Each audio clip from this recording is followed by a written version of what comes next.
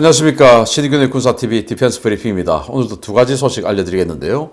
호주 강성노조, 제가 여러 번 말씀드렸는데 이 강성노조 때문에 호주 정부가 정말 골치가 아픈가 봐요. 그래서 핵잠수함 도입하기 전까지의 그 기간을 어떻게 때울 것이냐, 이거 가지고 지금 정부와 노조가 부딪히고 있는 가운데 정부가 이번에 또 다른 주장을 하고 나섰습니다. 노조는 제발 좀 사라져라, 이제 이런 내용인 것 같은데 한번 보겠고요. 그리고 중국이 미국의 최강 전투기 F-22를 한 방에 격파할 적외선 극초음속 미사일 개발했고, 미국은 이런 기술 꿈도 못 꿀 거다, 이렇게 이야기하는데 과연 어떤 기술인지 보겠습니다.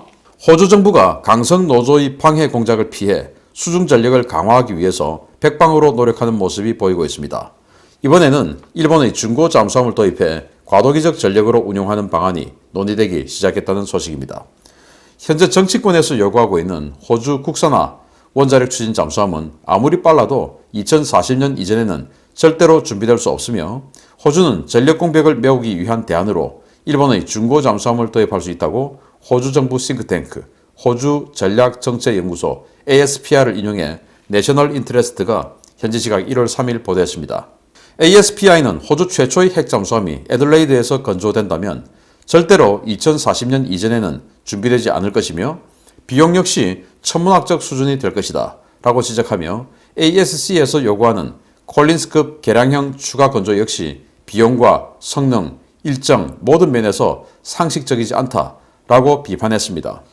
앞서 미국과 영국의 퇴역 공격 원잠을 염가에 들여오는 방안을 제시했던 ASPI는 중고 핵잠수함 도입으로 인한 정치적 부담을 덜고 값싸고 우수한 수중 과도기 전력을 구축하기 위한 대안으로 일본의 오야시오급 잠수함을 도입하는 방안을 제시했습니다. ASPI는 일본은 매년 한 척의 잠수함을 전력화하고 있고 24척 체제를 유지하고 있기 때문에 모든 잠수함이 수명 한도에 도달하기 전에 조기 퇴역한다 라며, 일본의 오야시오급 잠수함은 수명이 최소 7년 이상 남아 있으며 현재 수준으로도 성능이 우수해 2060년대까지 사용한다고 해도 전력으로서의 가치를 의심받지 않을 것이다 라고 평가했습니다. 일본이 1998년부터 11척을 건조한 오야시오급은 가장 오래된 배가 올해로 23년이 되었고, 꾸준히 성능 개량을 받아 등장한 지 20여 년이 지난 현재 시점에서도 세계에서 가장 조용한 디젤 잠수함이자 가장 강력한 재래식 헌터킬러로 평가되는데요. 중국이라는 공동의 적을 앞에 둔 호주와 일본이 오야시오급 중고 거래라는 딜을 성사시킬 수 있을지 관심이 모아지고 있습니다. 일본의 오야시오급, 그 이후에 이제 AIP 잠수함인 소류급 이렇게 만들고 있고, 소류급 최후경에 가서는 리튬 이온 전지 바탕의 AIP 잠수함을 만들고 있죠. 일본이 원래 18척 체제의 잠수함, 그러다가 22척, 지금 이제 24척까지 내려서 잠수함을 유지를 하고 있는데, 일본은 무조건 1년에 한 척씩의 잠수함을 건조를 해요. 그런데 1년에 한 척씩 하면은 이번에 새로 만들었으니까 가장 오래된 24년 된 거 퇴역. 그런데 잠수함이라는 게 30년, 40년 막 쓸 수 있지 않습니까? 사실은. 그래서 일본이 지금 퇴역시켜서 스크랩 처리해 놓은 이 잠수함들 아주 쓸만하다라고 하는 거 바로 그겁니다.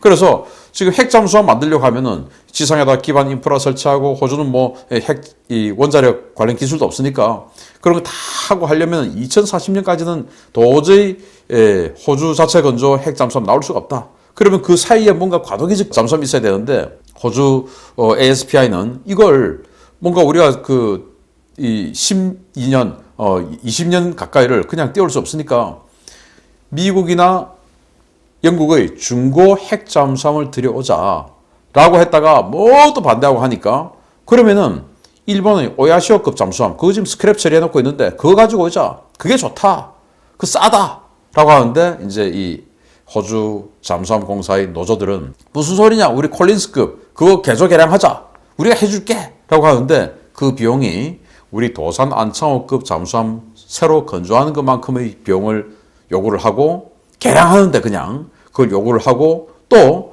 그 기간도 거의 한 10년씩 이렇게 제시를 하는 것이죠. 그러니까 이 ASPI 입장에서는, 또 호주 국방부 입장에서는 니들이 손대면 다 망하지 않느냐. 그리고 콜린스급은 호박에 선 끊는다고 수박 되는 것도 아니고, 그렇게 시끄러운 바닷속의 락 콘서트장이라고 악평이 자자한 그 콜린스급 아무리 개량해봐 해봐야 중국 상대 안 된다 지금.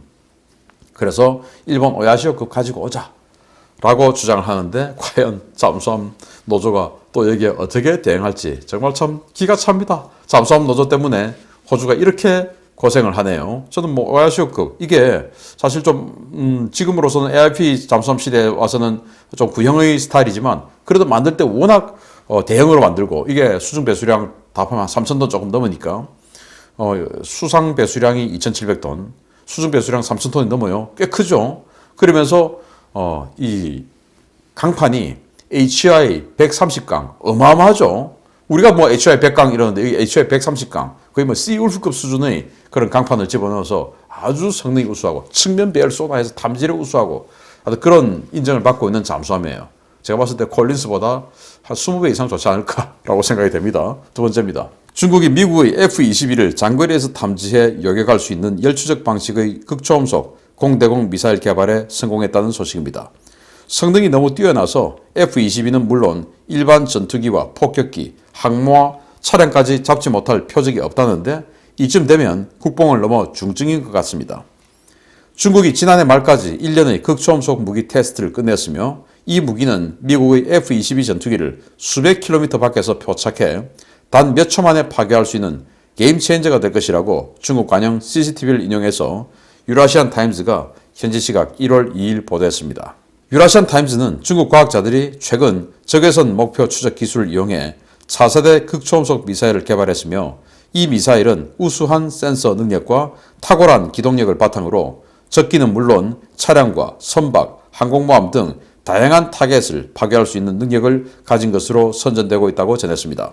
이 무기를 개발을 주도한 중국 국방과학기술대학 연구진은 중국이 개발한 고성능 적외선 센서는 먼 거리에서도 적외선 신호를 뚜렷하고 선명하게 잡아낼 수 있으며 F-22와 같은 스텔스기도 원거리에서 탐지할 수 있다 라며 이 고성능 센서를 극초음속 미사일과 결합해 몇 초 만에 F-22와 같은 표적도 잡아낼 수 있는 무기를 만들어낸 것이다 라고 주장했습니다.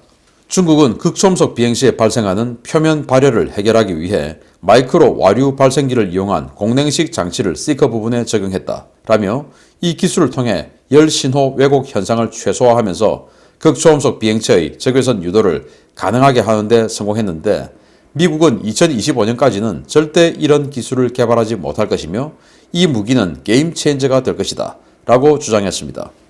그런데 전문가들의 생각은 좀 다른 것 같습니다. 미국은 이미 수백 킬로미터 밖에서 적외선 신호만으로 암람 미사일을 락온할 수 있는 리전 적외선 포드를 개발해 초기 배치 단계에 들어가 있고 이미 10년 전에 1000km 밖에서 탄도탄 탄두 크기의 소형 표적을 전자광학 시스템으로 줌인해 추적하고 락온할 수 있는 기술을 개발한 바 있는데요.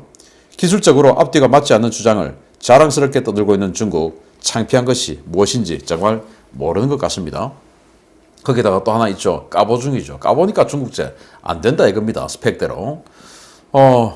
이 스텔스기라고 하는 것은 자신의 위치를 상대에게 파악이 안 되는 거. 눈으로도 안 돼야 되고 그래서 뭐 색깔도 야간에 주로 작전하는 스텔스기 같은 경우는 좀 검은색 계열의 스텔스 도료를 칠하고 뭐 이렇게 눈으로 안 보여야 되니까.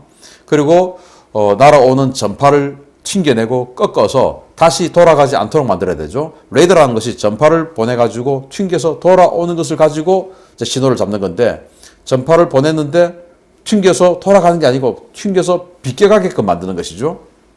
이제 이렇게 하는 게 스텔스기인데 그래서 레이더로 안 보이니까 그럼 어떻게 해야 돼? 그런데 스텔스기라고 하더라도 뒤에 뭐 엔진이 있으니까 엔진 배기열은 다 있죠. 그래서 그 배기열의 그걸 이제 탐지해내는 게 적외선인데 적외선 센서를 이제 다는 겁니다.